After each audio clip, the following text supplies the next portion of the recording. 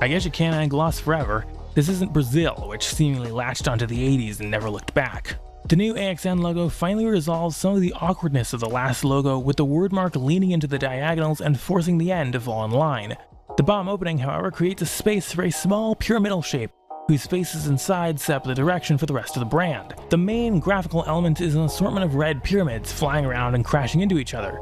If there's something I still have a design weak spot for, it's a bunch of things flying around on vague backgrounds, and the AXN look delivers that in spades. On your choice of layered art background to boot. The Narc still continues to use Gotham in two flavors, one coming from the bottom center, creating the pyramid shape on screen as it heads up, or a diamond transition pushing outwards. The end boards themselves are relatively simple in setup. Start with the background, add diamond in the middle for the tune-in information, add in show imagery as desired. Text is centered on screen at all times. There's a heavy sense of layering throughout the package, though visual flair is actually pretty restrained. Exclusive AXN mystery. Each side channel has its own color scheme. The two gendered outlets use gold as an accent to the color in their name, AXN Spin is largely turquoise, AXN Movies is purple, and AXN Mystery is blue. Besides having their own idents, the side channels largely use the same styling as the main AXN channel. My only major qualm with the sub-brands is that the names all use this god-awful typeface Harabara. Someone had the bright idea to take help. Dobrze cię odjebało w Afganie. Wystawiono Action-packed drama.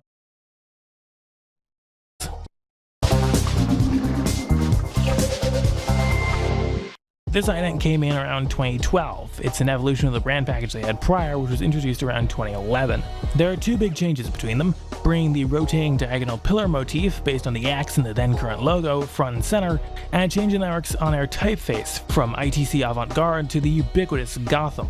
In my opinion, Avant-Garde is a font that can be a challenge to make look good, and in my opinion, despite working just fine in previous designs of theirs, it wasn't really doing any favors to the rest of the graphics here, especially not in the variant they made where the top corner of the lettering was cut off.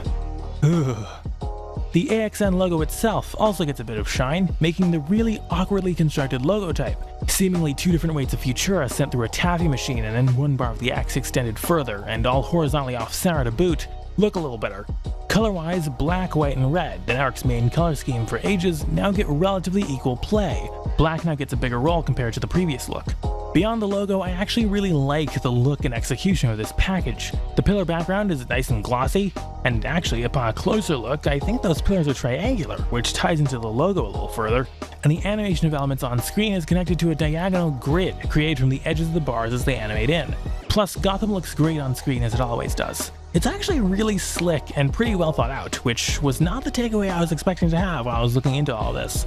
In 2015, AXN pulled off a total rebrand of their network, and, well, I think the idents speak for themselves.